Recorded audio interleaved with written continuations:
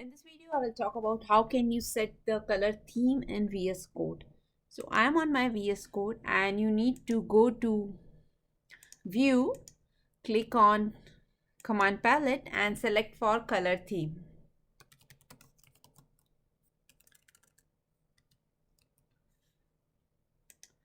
Now you can see that so many themes are listed over here. Few are light ones and rest are dark ones.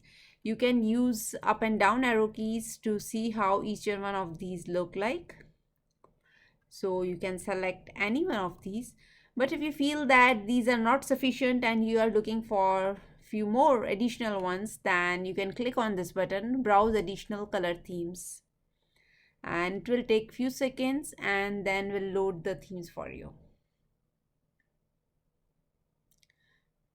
If you are doing it for the very first time, then it will take some time. So here you can see that now these many more themes are coming over here.